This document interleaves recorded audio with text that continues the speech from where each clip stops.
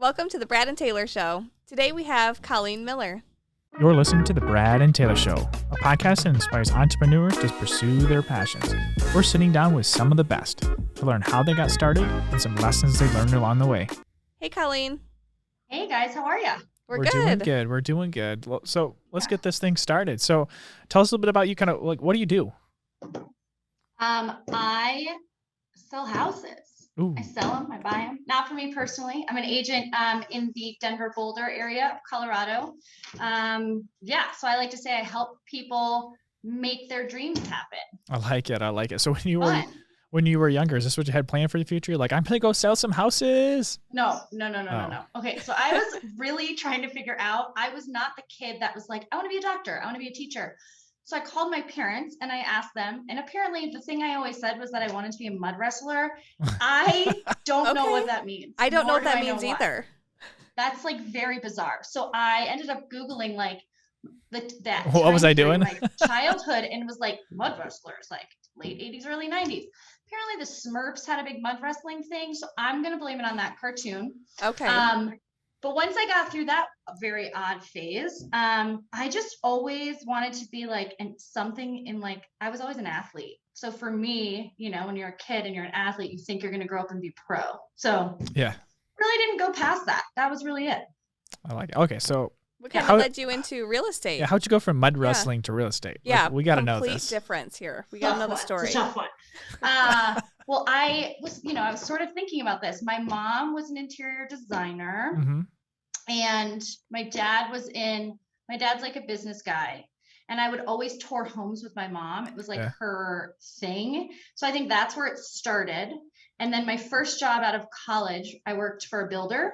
And then I didn't revisit the real estate. And then I left. That was like 2 years. And then I revisited real estate maybe 10 years later. Nice. So I took, and in that gap, I was an event planner. So a lot of it feels the same, like the client relationships, the helping people achieve things, but just a different space. Yeah. And you're especially like doing the event stuff. You're like, well, we're trying to get to the closing table. Okay, here's our event. So let's plan it out. Yeah. Yeah, it was definitely different. I did like high-end, like luxury weddings. Oh yeah. Okay. So it was, I feel like real estate is more of a long-term, like I'm setting you up and helping you get into this thing you've been dreaming of for a long time, where it just didn't have that same, I didn't get the same, I don't know, feeling from event planning. I loved doing it and I loved being in the moment, but this brings me a lot more satisfaction.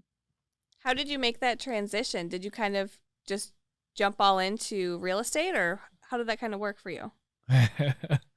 This is fun. So I moved from the East Coast to Colorado 3-ish years ago. And I wasn't here and I had started the real estate process on the East Coast. And then I moved here and I thought, well, I don't know anybody. Like, how am I going to do this? And I sort of thought, just do it. Right. So I signed up to get my license. Meanwhile, I was working full time in the corporate event space. And then it was like February 20th or something, 2020.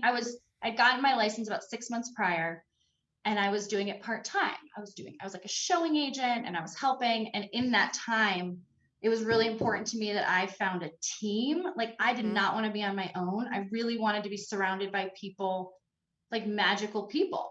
And I sat down with 13 teams. And of course they all are like, come on, we're the best. Yeah. And then it was early February where I met the team that I'm currently with. And I was like, it was like meeting a bunch of unicorns, like no joke. These people are magic. And so end of February, I quit my full-time job and I'm like, I'm going to network and I'm going to like get out there and I'm going to hustle. And then the world shut down. Yeah. Was it the same time? Yeah, Wait, what was that one? Oh man. Yeah. So that was pretty crazy, but somehow it worked. Like, I had a great year and I've already like done significantly more this second year. And it's just been like, when you're forced into that space, you almost have to figure it out. Right. Yeah. So it was kind of a wild ride.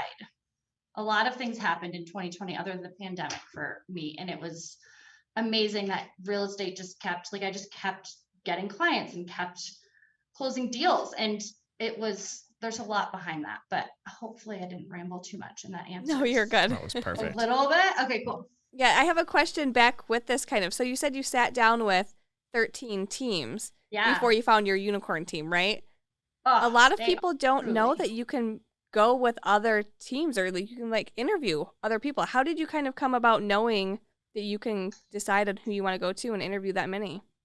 So I think when you first get your license, something happens in like the real estate like universe where they find out and you start getting all these phone calls, right? Yeah. So my first like 2 or 3 teams that I sat down with came to me, and that's when I was like, oh, I have an option, right?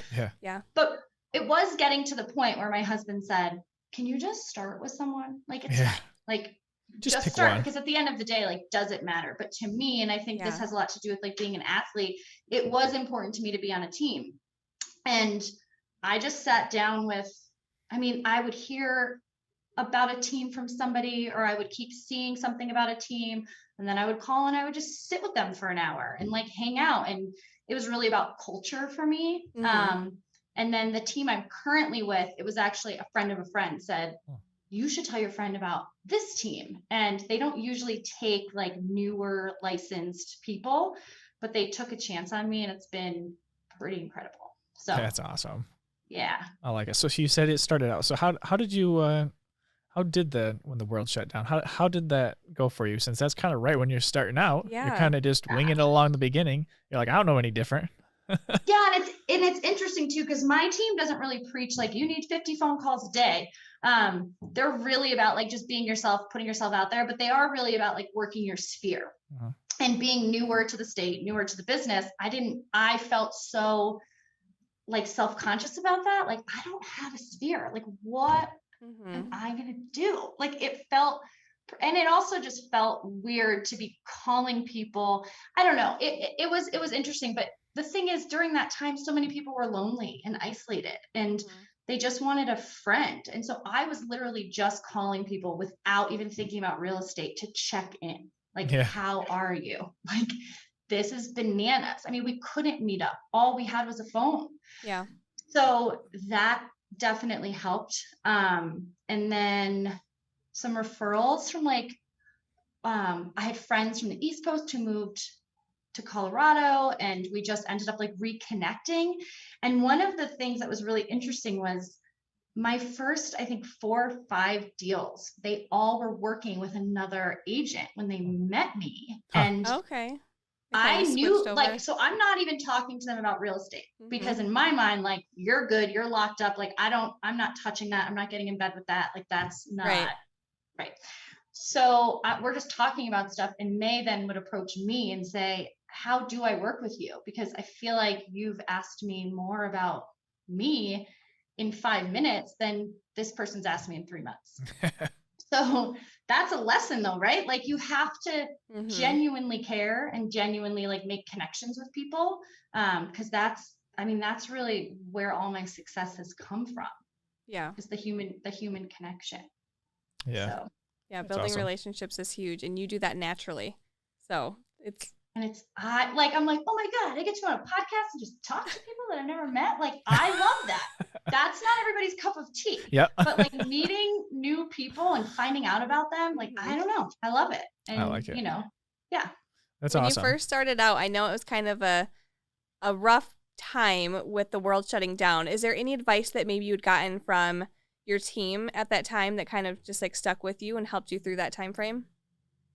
So yeah, I'm glad you asked this the way you did, because one of the biggest pieces of advice that some of like my mentors and people I look up to always said is just be yourself.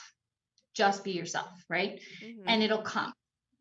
And my thought was always, in order to be yourself and then get business, you have to believe in yourself and like yourself and really understand who you are. Yeah. Now we're getting into a whole other dimension of conversation, but like, a lot of people don't do that. They don't get to a place of like fully honoring who they are in order to then put that out into the world, into the space. So in addition to the pandemic, in June of 2020, I was diagnosed with colon cancer. I'm fine now, but that added to the insanity and chaos of the year. So I spent a lot of the time in a hospital or in my bed. But I never felt really sad, side note, because no one else was doing anything either. So it wasn't like I was watching people on like beach vacations drinking pina coladas. I was like, oh, everyone was at home still. Yeah. I was like, well, this was going to happen. This was the time because, but once I went through that, it was really like, I was able to really honor who I was. And like, when you go through something like that, you just sort of let go and you surrender to what is and whoever you are. And then whoever you're putting forward, I mean, if being yourself is the trick, then you got to know who you are. And that helped me understand who I was. And so the biggest and best piece of advice for sure was to be myself. It just took me that to get it, which is not cool. I don't recommend that avenue for everyone, but yeah, it was great. In hindsight, it was such a gift. I like it. So, what are some goals you got coming up in the next year or so? Man, just talk to more people, probably. But well, the expected answer, right, is like, I want to double my business. I want to do this, and I've done that this year already, and we're halfway through. And so, of course, those are my goals. Like, I want to keep growing and building, but like, I really want to enjoy the journey as it's happening. That's something I've learned in the past 6 months is it's been a very intense 6 months, like tons of business. Everything is great, but maybe not consistently chasing and enjoying every victory and like stopping for a second and, realizing what's happening. Yeah. Yes. And so my goal would be to be more present within each part of the journey because it's, everyone has a goal, but then when you get to that goal, what happens? Yep. What do? You make another one. Yep. You make a bigger one. Yep. And then there's more. It's always more. So how can you just be wherever you are? Yeah, that's awesome. So that's a weird goal, but that's it. I like it. We'll go with it. Anyways, let's change it up a little bit. If you had to start all over today and you only had $1,000, like with all the information you have now, like just starting like in this time compared to a year or two ago, what would you change or what would you spend honestly, I find this question very interesting because I think I want to like pop a myth here. I don't think you need a ton of money to get started in real estate. I think you need to have a plan for sure. And you definitely need to already have some money like in savings, whatever, because you're not just or maybe you're working and do it part-time until you feel like you're ready to go to launch into it. But I would probably use the $1,000 to pay for a babysitter so I could get my license faster. I like it. That's brilliant. I like it. That's perfect. So forever 178 hours in Colorado. I mean, that's a lot. And wait, that's how many full time. You got to do 178 hours in Colorado? Yeah. So fun. Okay. And I have 2 kids and I was working full time. So I would use that $1,000 for a babysitter and then I could get it done way faster. Wow, I took my sweet time, man. I mean, I just sort of like did it. Yeah. It's like 40 hours in Michigan. So we got a little less. A little, man. Is that state? I think so. I'm not real sure. I'm not real sure the whole scenario, but all I know is everyone just keeps telling me 40 hours. God, I wonder. Now I'm like questioning everything. Show notes. We will confirm or deny both of these things. I'm not sure. I like it. I like it. Show notes. Yeah. That's brilliant. Anyways, what is like one of your favorite business books or any books that you've read that kind of sticks out for you or you've learned a ton from? Okay, this is like major nerd alert because I have a problem with like business books and like any sort of development book. It's like a serious issue for me. I actually forced myself this summer to read less of them and to try to get lost in a story, but it's hard for me. So Principles by Ray Diallo is one of my favorites just because I think understanding how his brain works is I'll never be him ever. Like I've owned that, but that's pretty interesting. There's a book called Mindset by Carol Dweck and it's all about like growth mindset. So, I think it's so much easier to think you're going to fail, right? Like when you start something new or you make a big goal, it's easier to think, well, this isn't going to work out because of this, and this isn't going to work out because of this. But what if you thought the opposite and you thought, what if this does work out? Like, that would be insane and crazy and amazing. And if you sort of like lean into that instead of the fear, you know, everything can just sort of, it's like being in a place of receiving. But that growth mindset is huge. And then happiness advantage, the slight edge is like one of my tops. Yeah. So you asked for one. I mean, I like it. We'll take all of them you got there. There's a handful. Yeah. We'll take all of them. Yeah.